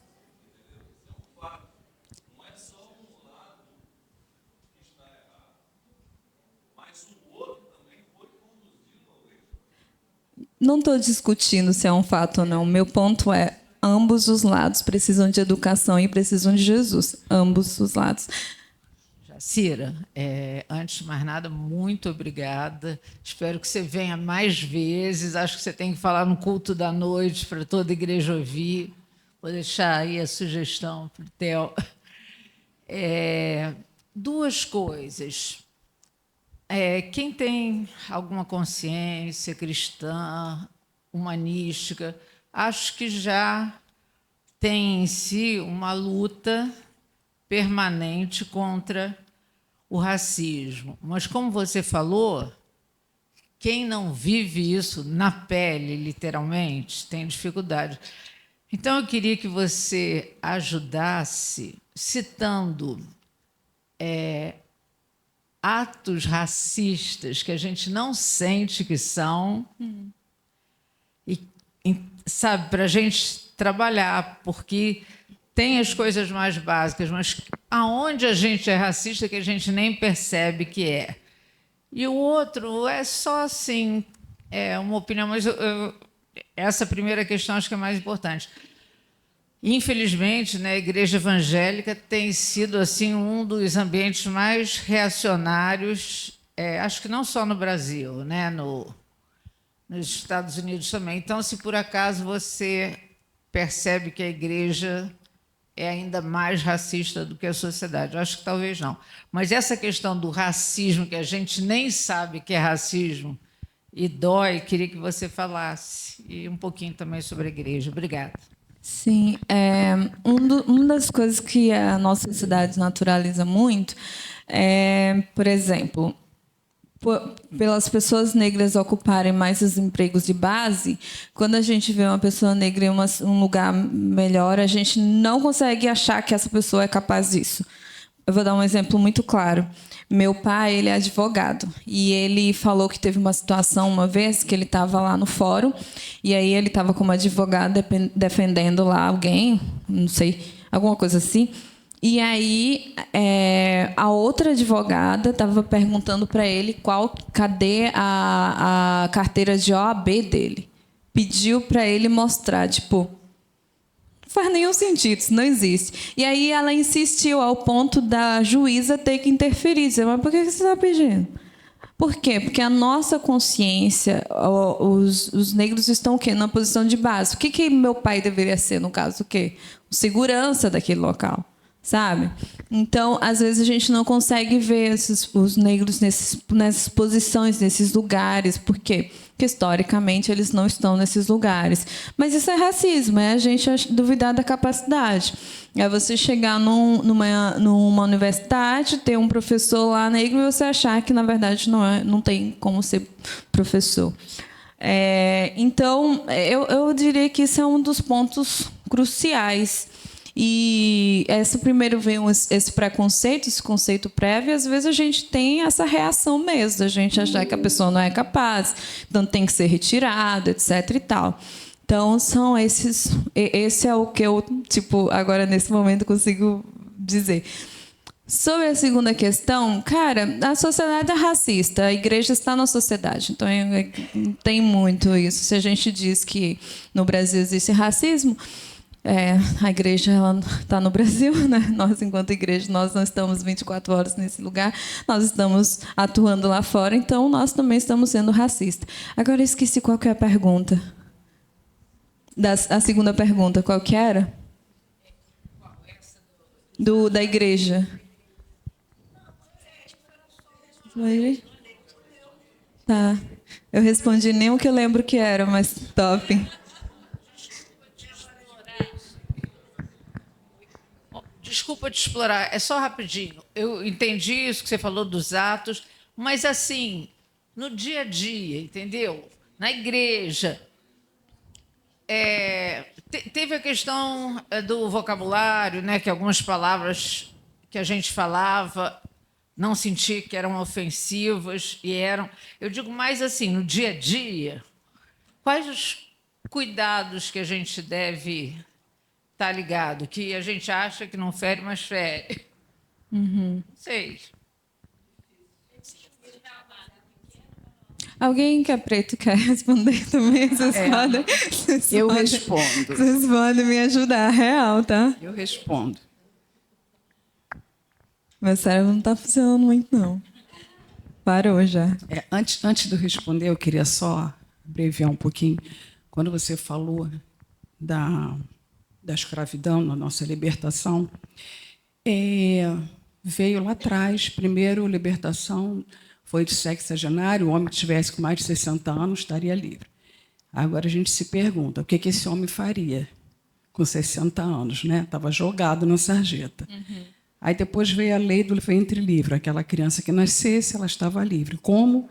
Se ela tinha que estar ao lado da mãe dela. Né? Então, era tudo muito por interesse.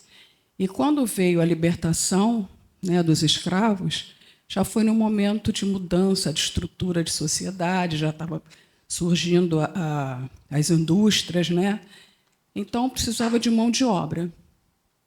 Então, a gente ali já comia, bebia, dormia, trabalhava, era escravo, mas depois, com a libertação, vamos trabalhar, ninguém tinha onde morar. Então, por isso que até hoje, né, além dos negros, os brancos também foram inseridos nesse contexto e a gente vive nessa luta até hoje.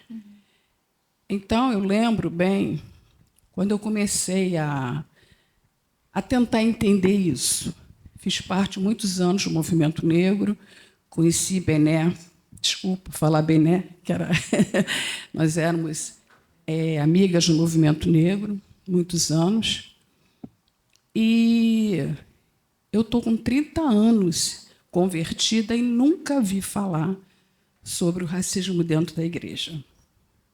Eu estou achando ótimo, parabéns, né, pelo teu empenho, pela sua entrega em se dedicar a esse tema, né, que é muito polêmico, e o conteúdo que você traz é um conteúdo belíssimo, um conteúdo que eu nunca vi, mesmo passando tantos anos, né, estudando, eu nunca tinha ouvido assim, como é que se fala? Você foi lá, né, lá atrás e trouxe esse conhecimento para a gente. Então, o que acontece com a pergunta da irmã? O que a gente sente? A coisa é muito velada, né? É sutil, que muitas das vezes a pessoa nem percebe que ela está usando de racismo contra o irmão. Mas só quem tem na pele, como você falou, quem tem alguém na pele que queira falar, né? A gente sente em todas as igrejas que eu participei, né, que eu vivi, você sente isso e quando você vai comentar, as pessoas abafam. Não, irmão, que isso? Isso é coisa da sua cabeça. Isso não existe, né? Então, dar exemplo fica até um pouco difícil você dar. Mas você percebe no olhar, né? Você percebe na fala dela. Porque eu lembro assim, olha, eu gostaria de uma carona até ali. Não, porque nós vamos fazer uma comemoração aqui, tem um aniversário e tal. Mas ninguém perguntou assim, você quer ir? Entendeu? Então, são coisas que às vezes acontecem e que as pessoas, de repente, elas nem percebem.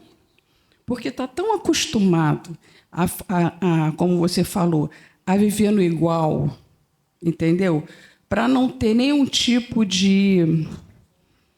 É mais confortável você estar no meio de pessoas... Por exemplo, você está em família, você ama estar em família, às vezes tem até uma pessoa estranha que não é da família e você fica sem jeito de falar alguma coisa porque parece que aquela pessoa não tem tanta intimidade com você e você vai ficar mais tranquila.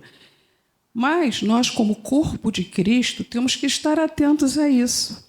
Eu e meu marido, nós já passamos por muitas coisas. E eu sinto que, quando ele está do meu lado, as pessoas me tratam de uma forma. Quando eu estou sozinha, eu sou tratada de outra forma. Recentemente, eu fui no meu banco, fugindo só um pouquinho, e a pessoa estava me tratando de uma forma que eu estava me sentindo muito mal. E ele tinha ido com uma outra pessoa para resolver um problema dele. Quando ele sentou do meu lado, a pessoa que estava me atendendo olhou para ele de cima a baixo, o tratamento foi outro. E eu saí dali muito chateada. Ainda eu falei para ele, caramba, eu estava sendo tratada assim, assim, assim, assim, você chegou... E se eu, no lugar dele, eu não comentei com ele, não comentei com ele, mas eu vou ter a liberdade de falar agora. Eu, no lugar dele, eu teria voltado. Por que você me tratou a minha mulher dessa forma? Mas como ele não tem a pele negra, ele não sabe o que eu senti, a dor que eu senti naquele momento. Ele achou uma bobagem, entendeu? Então, é esse olhar que nós temos que ter, né? Mais ainda enquanto servos do Senhor, como você explicou aí, né? Foi na Bíblia, provando, né? Quem é Cristo, o que Cristo depende de nós, somos iguais. Mas na hora, sabe, de conviver, de viver essa igualdade, ainda está muito distante, entendeu? Então, eu fico feliz, né, de você estar aqui. Uma vez teve um debate aqui na igreja sobre racismo, né? Teve uma palestra, foi colocado. Eu achei até que isso ia acontecer mais vezes, mas não aconteceu.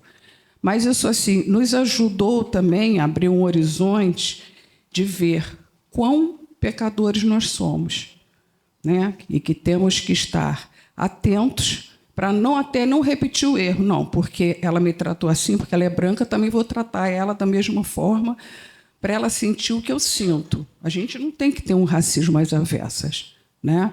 Nós, enquanto corpo de Cristo, temos que estar vigiando, que a palavra de Deus não fala orar e vigiar, é vigiar e orar, é vigiar a todo tempo, né, as nossas atitudes, aquilo que a gente faz, se realmente nós somos iguais a eles, né? Porque nós temos que imitá-lo a todo tempo, né?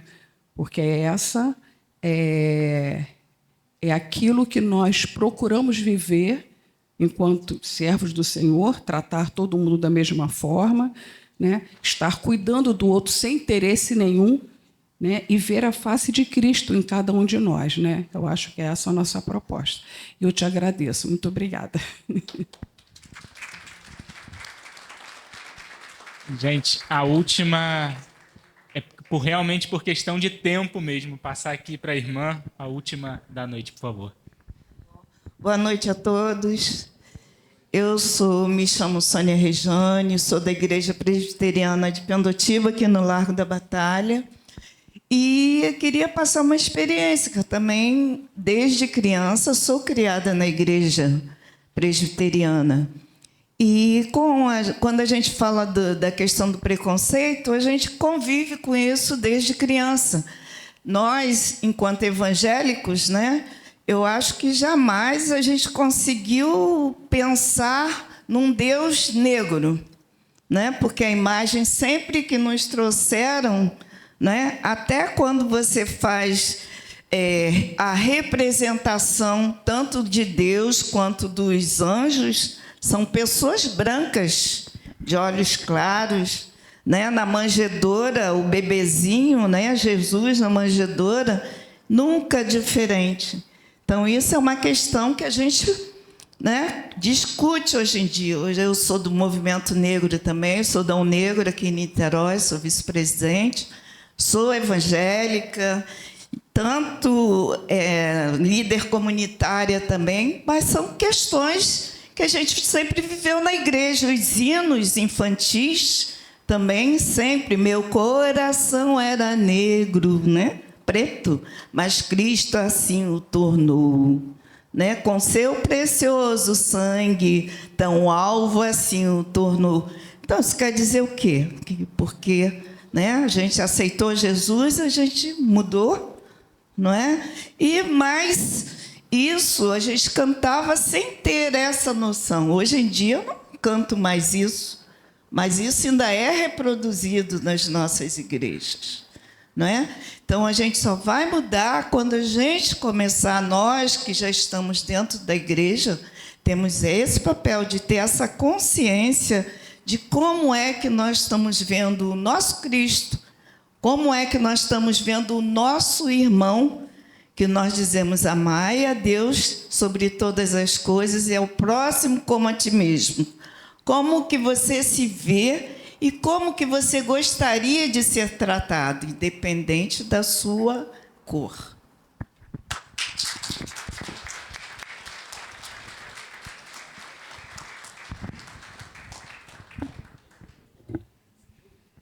Bom, somente agradecer mesmo.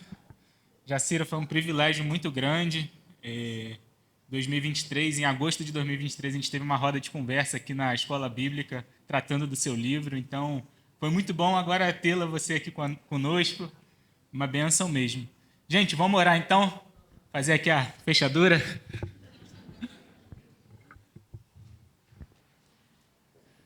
Pai Santo, Pai amado,